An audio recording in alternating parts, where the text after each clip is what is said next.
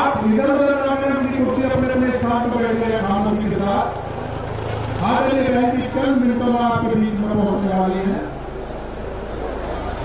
अब मैं आप लोग नारों का जवाब देंगे। बहुजन समाज पार्टी,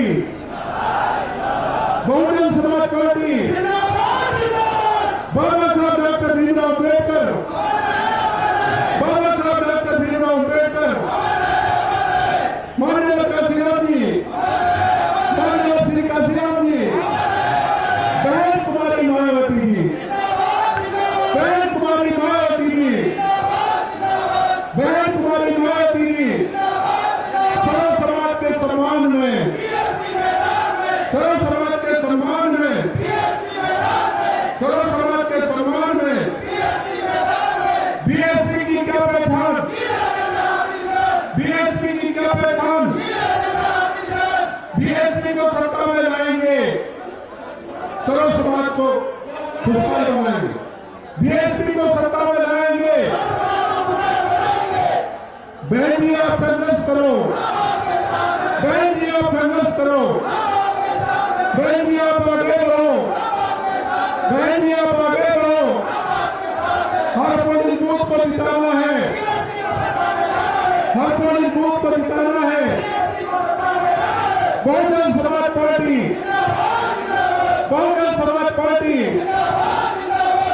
बाबा साहब डॉक्टर भीमराव अम्बेडकर, बाबा साहब डॉक्टर भीमराव अम्बेडकर, बहन कुमारी मायावती जी, बहन कुमारी मायावती जी, माननीय श्री काशीराम जी, माननीय श्री काशीराम जी, सर्व समाज के सम्मान में, सर्व समाज के सम्मान में बीएसपी की क्या पहचान, बीएसपी की क्या पहचान, बीएसपी को सत्ता में लाना है।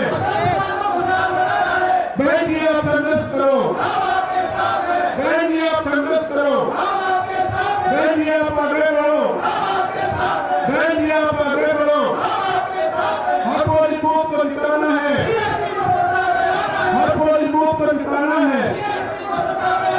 बहुजन समाज पार्टी, बहुजन समाज पार्टी, माननीय श्री काशीराम जी, माननीय श्री काशीराम जी, बहन कुमारी मायावती जी, बहन कुमारी मायावती जी, सर्व समाज के सम्मान में, सर्व समाज के सम्मान में बीएसपी की क्या पहचान, बीएसपी की क्या पहचान। बहुजन समाज पार्टी जिंदाबाद, बहुजन समाज पार्टी जिंदाबाद, बाबा साहब डॉक्टर भीमराव अम्बेडकर अमर रहे, बाबा साहब डॉक्टर भीमराव अम्बेडकर अमर रहे, माननीय श्री काशीराम साहब अमर रहे, माननीय श्री काशीराम जी अमर रहे, माननीय बहन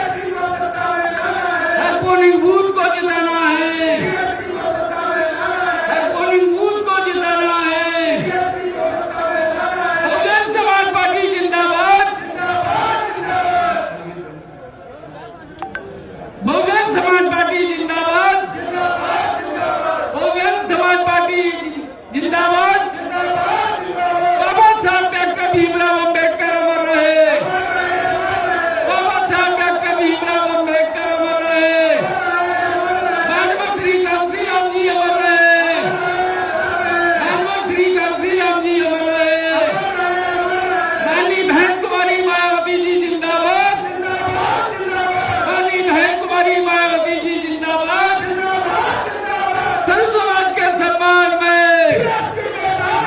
संत समाज के सम्मान में।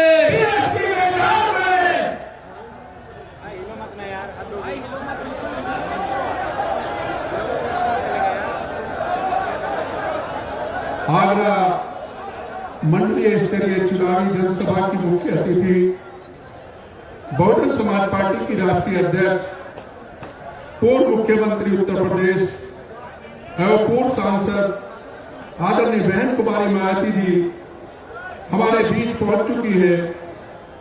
आदरणीय बहन जी के पहुंचने पर आगरा मंडल बहुजन समाज पार्टी यूनिट व सर्व समाज के भाई बहने आदरणीय बहन जी का हार्दिक स्वागत करते हैं, खैर मकदम करते हैं।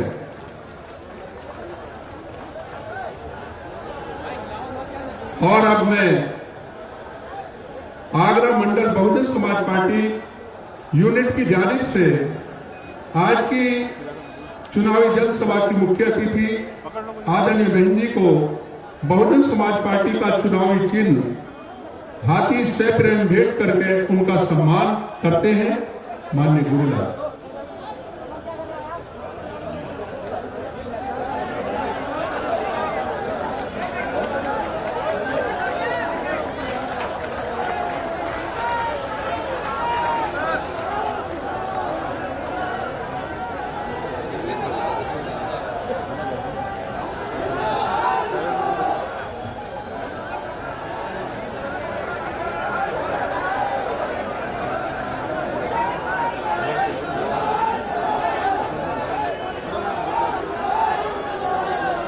अब मैं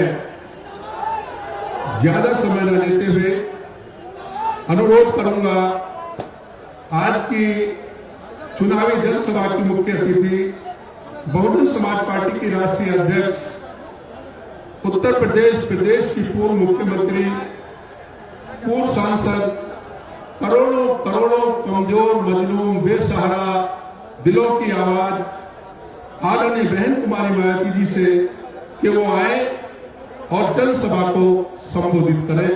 आदरणीय बहन जी।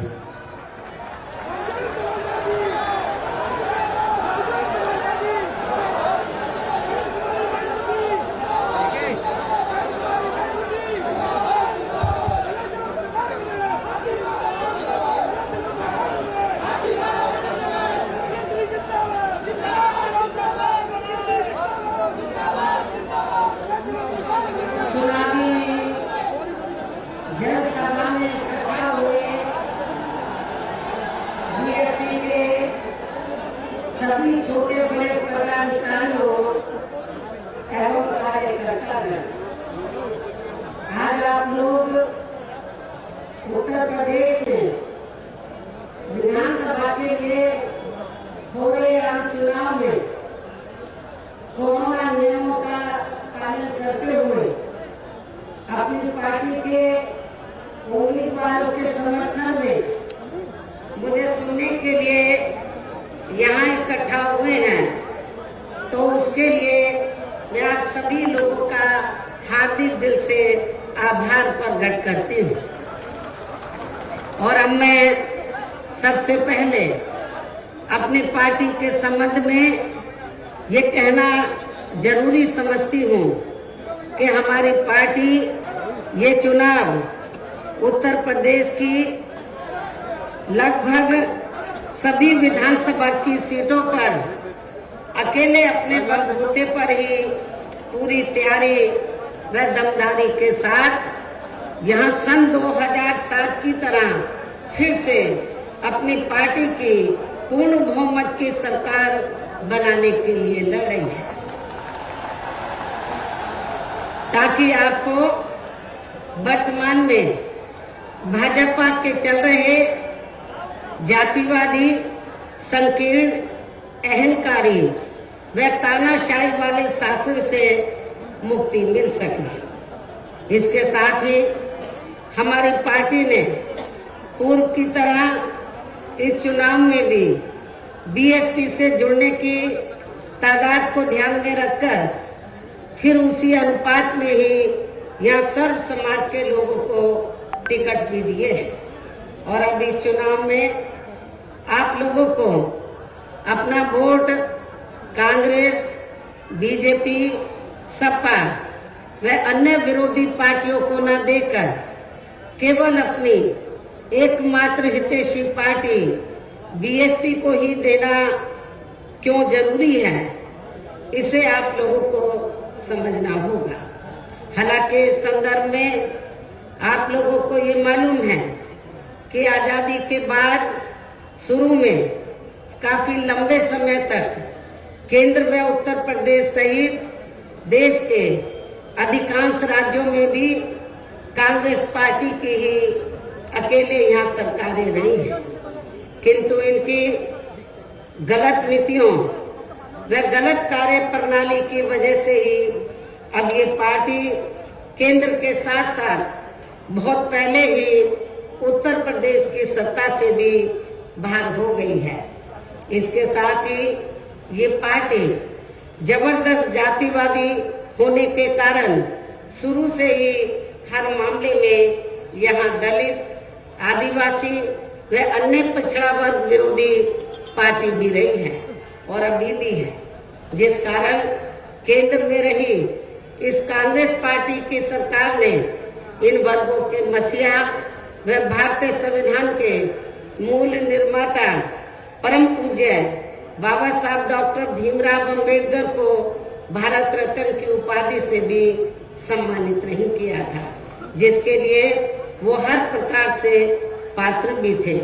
इतना ही नहीं बल्कि इनकी मूवमेंट को आगे बढ़ाने के लिए अपनी पूरी जिंदगी समर्पित करने वाले मान्यवर श्री कांशीराम जी के देहांत होने पर भी केंद्र में उस समय इसी कांग्रेस पार्टी की रही सरकार ने उनके सम्मान में एक दिन के लिए भी राष्ट्रीय शोक घोषित नहीं किया था, तथा न ही इस पार्टी की रही सरकार ने पिछड़े वर्ग की आरक्षण संबंधी मंडल कमीशन की रिपोर्ट को भी लागू किया था, जिसे फिर बीएसपी ने अपने कड़े संघर्ष व अथक प्रयासों से केंद्र में रही श्री बीपी सिंह की सरकार से ही लागू करवाया था। साथ ही इसी सरकार में ही बाबा साहब डॉक्टर भीमराव अम्बेडकर को भी भारत रत्न की उपाधि से सम्मानित किया गया था, जो इनके अपार अनुयायियों की बरसों से ये दिली चाहत भी थी। लेकिन अब केंद्र व अधिकांश राज्यों की भी सत्ता से बाहर होने के बाद यही कांग्रेस पार्टी खासकर दलितों, आदिवासियों व अन्य पिछड़े वर्गों के वोटों की खातिर आए दिन किस्म किस्म की नाटकबाजी करती रहती है, जबकि इन वर्गों के मामले में इस पार्टी की सच्चाई तो ये है कि कांग्रेस पार्टी जब सत्ता में होती है और इनके अच्छे दिन होते हैं तो तब इस पार्टी को इन वर्गों का विकास व उत्थान आदि याद नहीं आता है, तथा न ही इनको महिलाओं की भी भागीदारी याद आती है। इतना ही नहीं बल्कि इस पार्टी के बाद खासकर यहाँ सपा व बीजेपी आदि की बनी सरकार में भी यूपी की जनता हर मामले में व हर स्तर पर काफी ज्यादा दुखी रही है। सपा की सरकार में तो अधिकांश यहाँ गुंडों, बदमाशों, माफियाओं व अराजक तत्वों एवं सरेआम लूट खसोट करने वालों का ही राज रहा है, जिसकी खास वजह से ही इस सरकार में आए दिन यहाँ जाति व धर्म के नाम पर तनाव व दंगे आदि ही होते रहे हैं। इस मामले में पश्चिमी यूपी का मुजफ्फरनगर कांड इसका खास उदाहरण है। प्रदेश में विकास के कार्य भी ज्यादातर यहाँ एक विशेष क्षेत्र व एक विशेष समुदाय के लोगों तक ही सीमित होकर रह गए हैं। और इतना ही नहीं, सपा की सरकार के चलते दलित व अति पिछड़े वर्गों के लोगों के साथ तो हर स्तर पर सोतेला रवैया अपनाया गया है। आप लोगों को ये मालूम है कि जब सपा पावर में आई तो सपा सरकार ने एक काम ये किया सबसे पहले सत्ता में आते ही कि हमारी पार्टी की सरकार ने जो दलित और अन्य पिछड़े वर्ग में समय समय पर संत गुरु और महापुरुष हुए तो उनको आदर सम्मान देने के मकसद से उद्देश्य से हमारी पार्टी की सरकार ने जिन नए जिलों के नाम इनके नाम से रखे, नई योजनाओं के नाम इनके नाम से रखे तो उनको बदल दिया। और इतना ही नहीं, मैं सरकारी कर्मचारियों को भी ये बताना चाहती हूँ कि जब पदोन्नति में आरक्षण को लेकर तो पार्लियामेंट में बिल आया तो यही समाजवादी पार्टी थी जिसने इस बिल को फाड़ दिया था और इस बिल को पास नहीं होने दिया, ताकि जो दलित वर्ग के लोग हैं उनको पदोन्नति में आरक्षण की सुविधा न मिल सके। ये समाजवादी पार्टी का कैरेक्टर है, चाल चरित्र है। इसी प्रकार भाजपा सरकार की भी नीतियां व कार्यशैली अधिकांश यहाँ जातिवादी, पूंजीवादी एवं आरएसएस के संकीर्ण एजेंडे को ही लागू करने पर टिकी रही है, जिससे प्रभावित एवं शिकार हुए लोगों का इस सरकार में सही से विकास व उत्थान आदि नहीं हो सका है। साथ ही इनका हर स्तर पर काफी ज्यादा उत्पीड़न भी किया गया है। धर्म के नाम पर हमेशा यहाँ तनाव व नफरत आदि का वातावरण ही बना रहा है, ये किसी से छिपा नहीं है। प्रदेश में हर प्रकार के अपराध भी काफी ज्यादा बढ़े हैं। खासकर दलित व महिलाएं भी इस सरकार में कतई भी सुरक्षित नहीं रही हैं।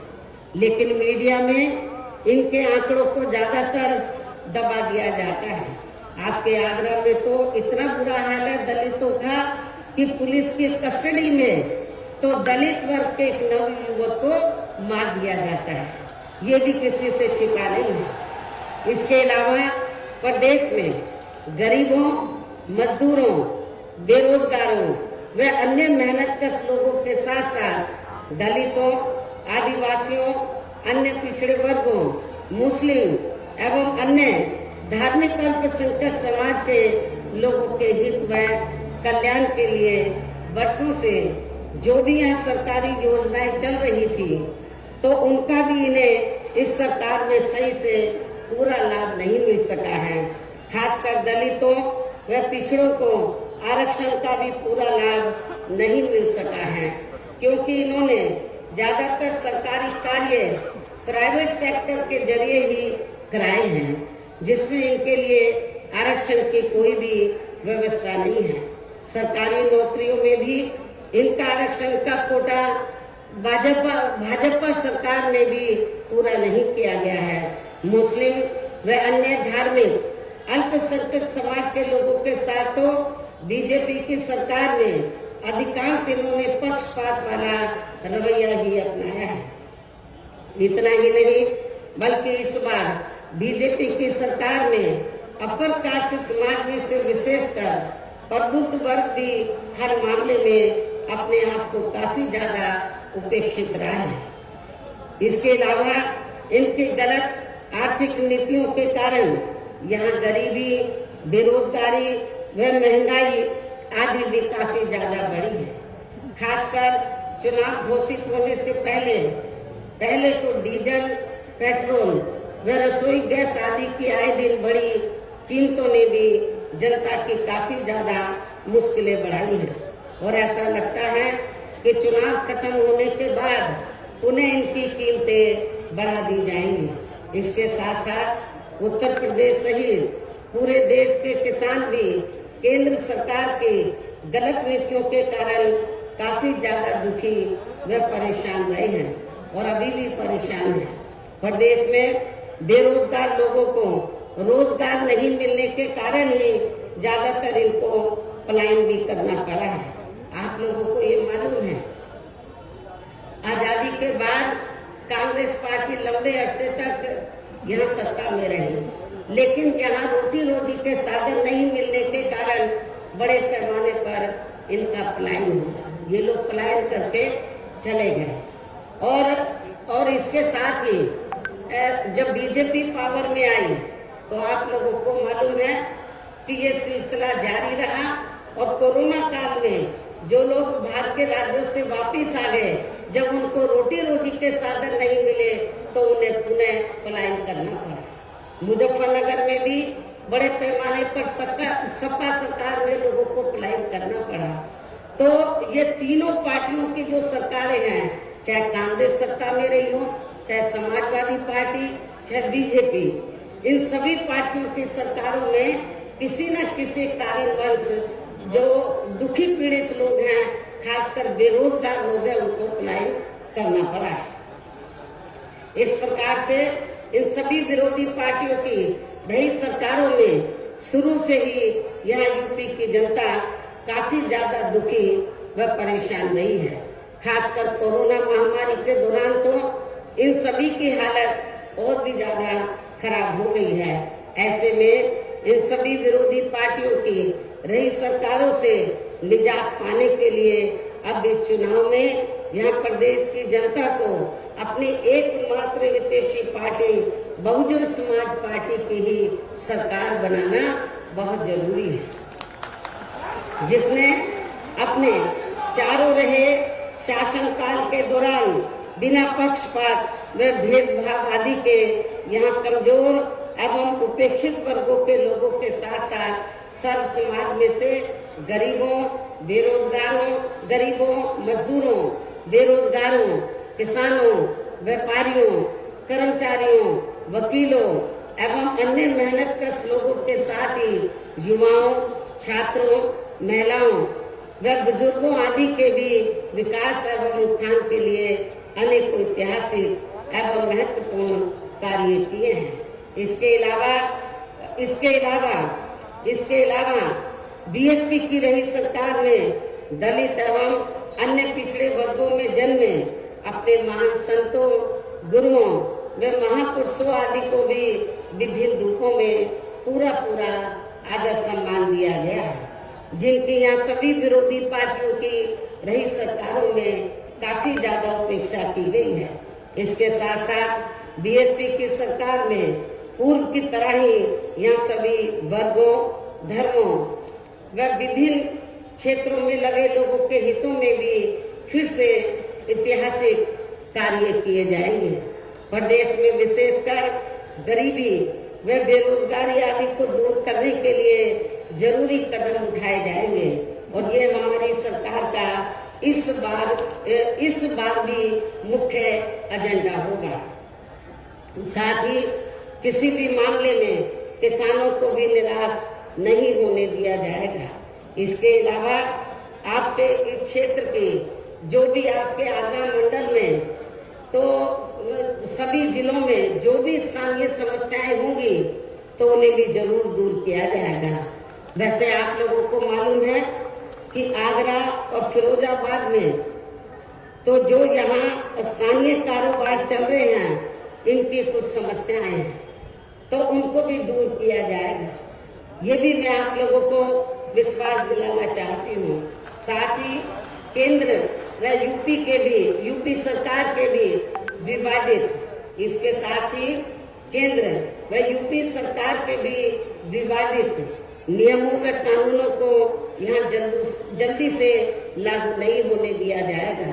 इतना ही नहीं बल्कि बीएसपी की रही सरकार में जिन महान संतों, गुरुओं एवं महापुरुषों आदि के आदर सम्मान में व उनके नाम पर जनहित की जो अनेकों योजनाएं शुरू की गई थी, साथ ही नए जिलों के नाम भी रखे गए थे, तो उन्हें अधिकांश जैसा कि मैंने आप लोगों को बताया कि उन्हें अधिकांश सपा सरकार द्वारा बदल दिया गया है, जिससे उनके प्रति इनकी हीन व जातिवादी मानसिकता भी साफ झलकती है तथा जिन्हें फिर बीएसपी की सरकार बनने पर जरूर बहाल कर दिया जाएगा।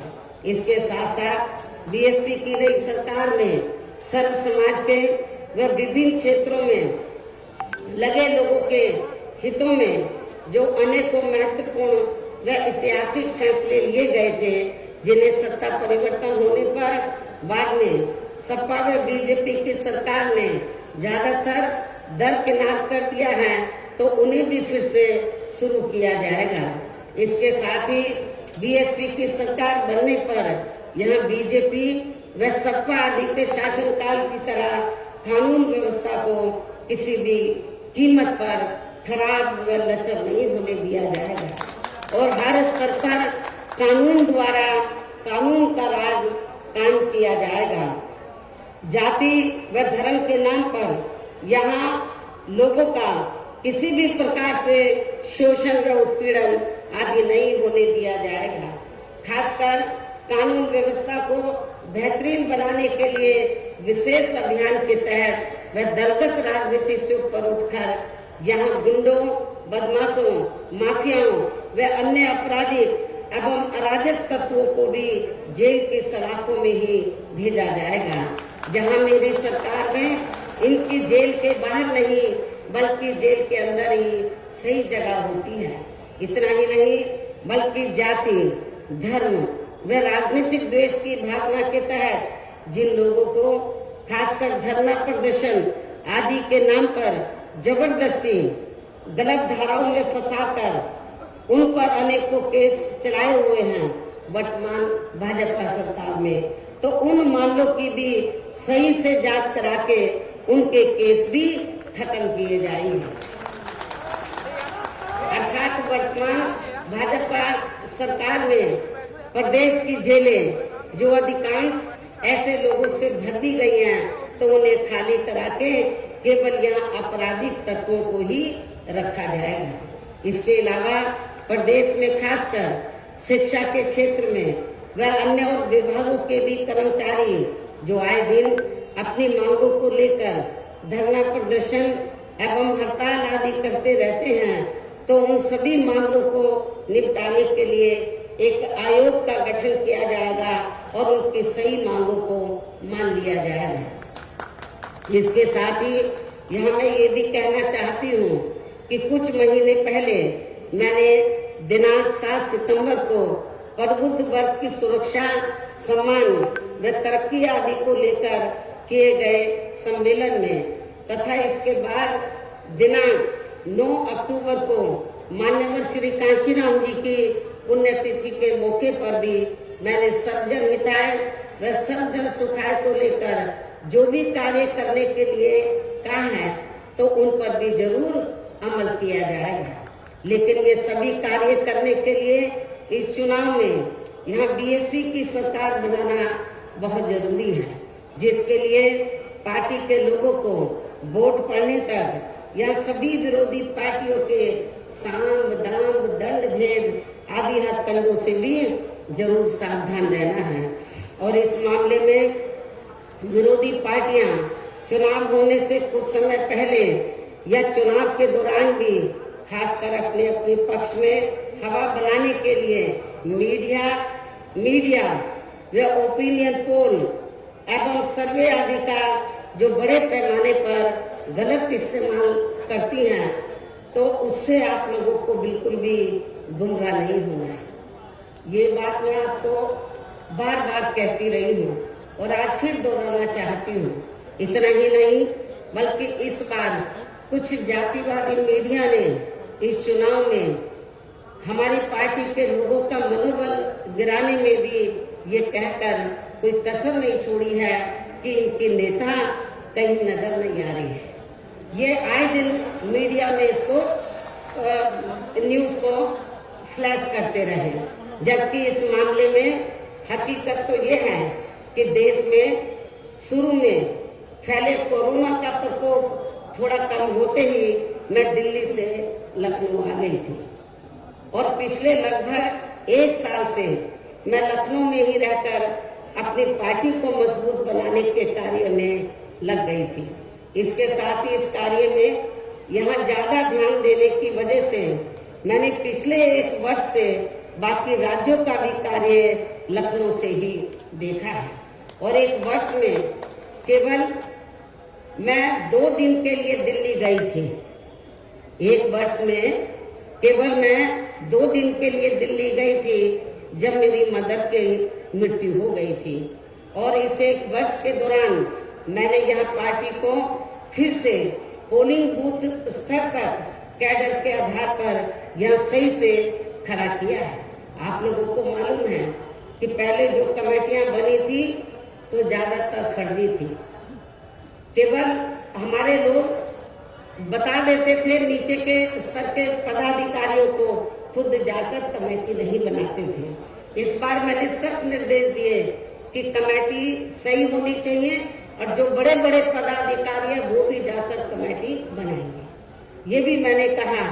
तो इस एक कहने का तात्पर्य यह है कि इस 1 वर्ष के दौरान मैंने यहाँ पार्टी को फिर से पोलिंग बूथ स्तर पर कैडर के आधार पर यहाँ सही से खड़ा किया है तथा सर्व समाज के काफी नए लोगों को भी तैयार किया है। इसके साथ ही पोलिंग बूथों की कमेटियों के बनने के बाद फिर मैंने अपने ज्यादातर निवास स्थान पर ही उनकी समीक्षा बैठकें भी की है और ये कार्य खत्म होने के बाद फिर मैंने इस बार उम्मीदवारों का चयन करने के मामले में भी विशेष ध्यान दिया है, क्योंकि इस मामले में पिछले चुनाव में हमारी पार्टी के कुछ वरिष्ठ नेताओं ने जो अधिकांश अब दूसरी पार्टियों में चले गए हैं, उन्होंने काफी विश्वासघात किया है।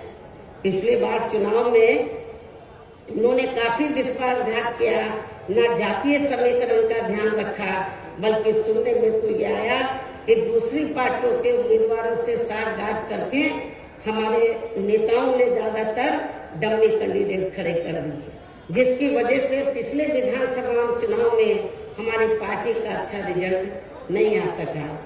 इस चीज का मैंने विशेष ध्यान दिया इस बात की तरफ और मैंने ये फैसला लिया कि इस बार मैं ये कार्य अपनी देखरेख में खुद करूंगी। 403 विधानसभा की सीटें हैं, एक सीट पर मैं उम्मीदवार से खुद मिली हूँ, अपने रेजिडेंस पर उनका पूरा परिचय लिया तो तब मैंने उनका टिकट फाइनल किया है, ताकि पिछले चुनाव की तरह हमारे साथ कोई धोखा न हो जाए। और इसके बाद जैसे ही मैं इस कार्य से कल मैं फ्री हुई इस कार्य से, तो आज मैं अपनी पार्टी के उम्मीदवारों को जिताने की अपील करने के लिए यूपी की दलितों की खास राजधानी आगरा में आप लोगों के बीच में आ गई हूँ।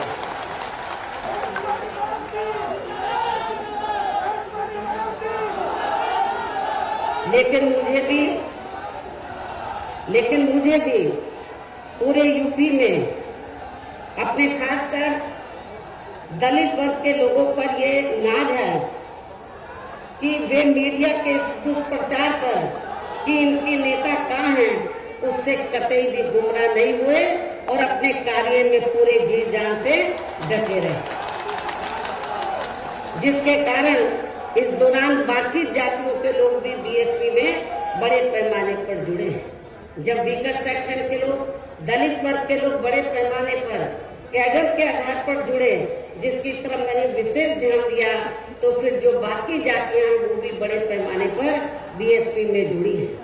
और अब इस बार चुनाव में फिर से मैं मीडिया बंधुओं को ये बताना चाहती हूँ, जो ये गलत खबर दिखाते रहे कि बहन जी की तरह है, बहन जी इसी काम में लगी थी, इनको मैं बताना चाहती हूँ चुनाव की तैयारी में लगी हुई थी। और अब मैं मीडिया बंधुओं को ये बताना चाहती हूँ कि अब इस बार चुनाव में फिर से सन 2007 की तरह बीएसपी का चौंकाने वाला रिजल्ट आएगा। ये भी मैं मीडिया बंधुओं को बताना चाहती हूँ। आप लोगों को याद होगा कि जब सन 2007 में विधानसभा का आम चुनाव हुआ था, तो उस दौरान मीडिया इस बात के चुनाव की तरह बीएसपी को कहीं आंकता नहीं था। और बीएसपी के बारे में क्या बोलता था, इनका ओपिनियन पोल, सर्वे आदि क्या बोलता था कि बीएसपी तीसरे नंबर पर रहेगी। जब रिजल्ट आया तो बीएसपी नंबर 1 पर आई और एब्सोल्यूट मेजॉरिटी की सरकार बनी। और मुझे तो लग रहा है ऐसा इस बार भी होने वाला है। मीडिया का ओपिनियन पोल, सर्वे आदि धरा का धरा रह जाएगा। इसके साथ ही मैं आप लोगों को ये भी कहना चाहती हूँ कि आप लोगों को पूर्व की तरह इस चुनाव में भी विरोधी पार्टियों ने विभिन्न रूपों में जो अपने हवाई व प्रलोभन भरे चुनावी घोषणा पत्र आदि जारी किए हैं, जिन्हें सत्ता में आने के बाद ये पार्टियां अधिकांश अमल में नहीं लाती हैं, तो उनके बहकावे में भी आपको कतई नहीं आना। जबकि इस मामले में बीएसपी किसी भी चुनाव में विरोधी पार्टियों की तरह अपना कोई भी चुनावी घोषणा पत्र आदि जारी नहीं करती है, क्योंकि बीएसपी कहने में बहुत कम बल्कि कार्य करके दिखाने में ही ज्यादा विश्वास रखती है। और ऐसा हमने यहाँ यूपी में अपने चारों रही सरकारों के दौरान करके भी दिखाया है। इतना ही नहीं बल्कि हमारी पार्टी के चारों रही सरकारों ने प्रदेश में बिगड़ी हुई कानून व्यवस्था को सुधारने के साथ साथ जो असंख्य के साथ साथ प्रदेश के विकास एवं आम जनहित के लिए जो असंख्य अति महत्वपूर्ण कार्य किए हैं, वो अभी तक यहाँ किसी भी विरोधी पार्टी की सरकार ने नहीं किए हैं। आपको मालूम है कि बीजेपी के लोग कहते रहते हैं हमने गरीबों को इतने मकान दिए हैं, कहीं नजर आ रहे हैं। जब मेरी सरकार थी आपके आगरे में ही बड़े पैमाने पर हमने गरीबों को फ्री मकान बनाकर दिए, वो आपको नजर आते हैं। कहाँ हैं इनके मकान? तो वो आपको बहुत कम ही नजर आएंगे। बल्कि और इतना ही नहीं, तो मैं जैसा कि आपको बताया कि हमारी सरकार ने प्रदेश के विकास एवं आम जनहित के लिए जो असंख्य अति महत्वपूर्ण कार्य किए हैं, वो अभी तक यहाँ किसी भी विरोधी पार्टी की सरकार ने नहीं किए हैं। बल्कि ज्यादातर उन्हीं कार्यों के नाम जो हमारी सरकार ने कार्य किए थे, बल्कि ज्यादातर उन्हीं कार्यों के नाम व स्वरूप आदि बदलकर अब विरोधी पार्टियों की सरकारें उन्हीं को ही भुनाने में लगी है। लेकिन उन कार्यों के प्रति इनकी नियत व सोच सही नहीं होने के कारण उसमें भी ये पार्टियां ज्यादा सफल नहीं हो पा रही हैं। इन्हीं जरूरी बातों के साथ ही हम मेरा यही कहना है कि आप लोगों को इस चुनाव में अपने हित व कल्याण के लिए या फिर से यूपी में बीएसपी की सर्वजन हिताय व सर्वजन सुखाय की नीतियों पर आधारित सरकार बनाना बहुत जरूरी है। और इसके लिए पार्टी के लोगों को, इसके लिए बीएसपी के लोगों को वोट पड़ने वाले दिन कोरोना नियमों का पालन करते हुए सबसे पहले सुबह उठते ही व समय से अपने अपने पोलिंग बूथों पर अपना वोट डालने के लिए जाना है। वोट वाले दिन याद रखो, बहुजन समाज पार्टी के लोगों जो बीमार हैं, बुजुर्ग हैं, उनको छोड़कर जो बाकी लोगों को उस दिन आप लोगों को उपवास रखना है। कब तक? जब तक आप लोग अपने अपने पोलिंग बूथों पर वोट डालकर अपने घरों में वापस नहीं आ जाते। और इस मामले में हमारी जो महिलाएं हैं वो भी पीछे नहीं रहेंगी, ये भी मैं बताना चाहती हूँ। तो सुबह उठते ही सबसे पहले अपने अपने पोलिंग बूथों पर आप लोगों को वोट डालने के लिए जरूर जाना है। इसके साथ ही आपका वोट अन्य कोई व्यक्ति डाल न सके, इसका भी आप लोगों को खुद ही ध्यान रखना है। इसके साथ साथ अपनी पार्टी का कोई भी वोट पड़ने से ना रह जाए, तो उसका भी पार्टी की हर पोलिंग बूथ की कमेटी को विशेष ध्यान रखना है। और अब अंत में मेरी बीएसपी के लोगों से यही अपील है कि पार्टी ने यह आपके क्षेत्र में, आपके आगरा मंडल में जिन भी विधानसभा की सीटों पर अपने उम्मीदवारों को चुनाव के मैदान में उतारा है, जो यहाँ आपके बीच में मौजूद भी हैं। हमारे आगरा मंडल के जो प्रत्याशी हैं, तो जहाँ जहाँ से भी वो चुनाव लड़े हैं, तो जिनको हमने चुनाव के मैदान में उतारा है, ये आपके सामने जो स्टेज बना है, आपके बीच में यहाँ खड़े हुए हैं और आप लोगों से वोट की अपील कर रहे हैं। और बीएसपी के जो ये उम्मीदवार हैं, तो इनको जिताने के लिए आप लोगों से अपील कर रहे हैं। जो यहाँ आपके बीच में मौजूद हैं, तो उन्हें आप लोगों को वोट वाले दिन अपनी पार्टी के हाथी चुनाव चिन्ह के सामने वाले बटन को दबा के जरूर जिताना है। बीएसपी का चुनाव चिन्ह क्या है? हाथी, और आपकी आबादी हाथी की तरह विशाल है। आप लोगों को अपनी विशाल आबादी को ध्यान में रखकर, आपका वोट बहुत ज्यादा है, आप लोगों को हाथी चुनाव चिन्ह के सामने वाले बटन को दबाकर इनको जरूर कामयाब बनाना है। अपनी पार्टी के लोगों को, जो जिम्मेवार लोग हैं, उनको ये बताना है, इस क्षेत्र, इस मंडल के लोगों को, कि बीएसपी ने अपनी सरकार के दौरान जो कार्य किए हैं, मेरे ख्याल आजादी के बाद किसी भी पार्टी की सरकार ने उतने कार्य नहीं किए हैं। चाहे डेवलपमेंट का मामला है, चाहे लॉ एंड ऑर्डर का मामला है।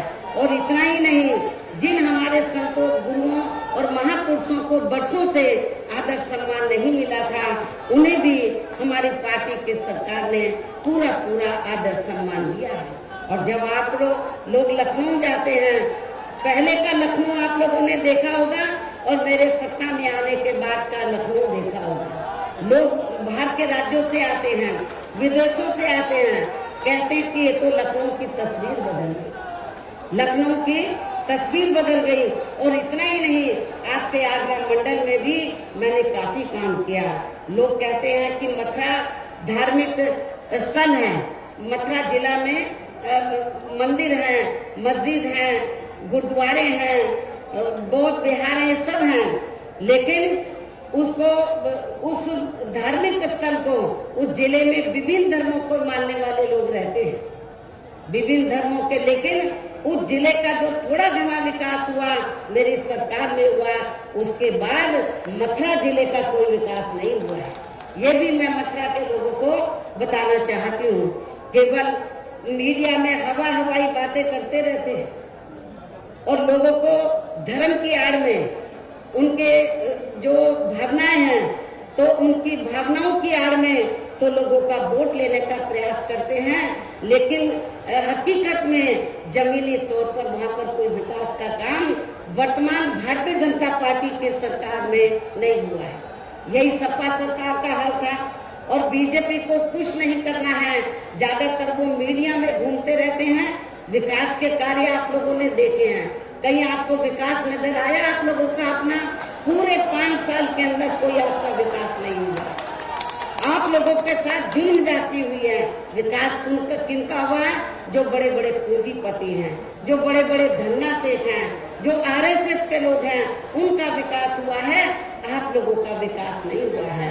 यदि आप लोग चाहते हैं कि आप लोगों का विकास हो, सर्व समाज का विकास हो, तो आप सभी धर्मों के लोगों का विकास हो, सभी जाति के लोगों का विकास हो, तो फिर आप लोगों को बहुजन समाज पार्टी के आगरा मंडल से जो हमने अपने प्रत्याशी चुनाव के मैदान में उतारे हैं, तो उन्हें अब आप लोगों को वोट वाले दिन अपनी पार्टी के हाथी चुनाव चिन्ह के सामने वाले बटन को दबा के जरूर जिताना है। और फिर से आपको यहाँ सन 2007 की तरह ही बीएसपी की अपनी पूर्ण बहुमत की सरकार जरूर बनाना है। तभी फिर प्रदेश में यहाँ अमन चैन कायम होने के साथ साथ सभी धर्मों व वर्गों के लोगों का भी सही से विकास व उत्थान आदि हो सकता है। साथ ही यहाँ अन्याय, अपराध, भय व भ्रष्टाचार मुक्त एवं विकास युक्त वातावरण भी पैदा हो सकता है। और तभी फिर यहाँ परम पूज्य बाबा साहब डॉक्टर भीमराव अम्बेडकर एवं मान्यवर श्री कांशीराम जी आदि का भी सपना सही साकार हो सकता है। और इस उम्मीद के साथ ही अब मैं यही कहना चाहूंगी, क्या कहना चाहूंगी कि अब आपको हर पोलिंग बूथ को जिताना है, बीएसपी को सत्ता में लाना है। आप लोगों को हर पोलिंग बूथ को जिताना है, बीएसपी को सत्ता में लाना है। इस विश्वास के साथ ही अब मैं पुनः अपनी पार्टी के उम्मीदवारों को जिताने की पुरजोर अपील करते हुए अपनी बात यही समाप्त करती हूँ। जय भीम, जय भारत।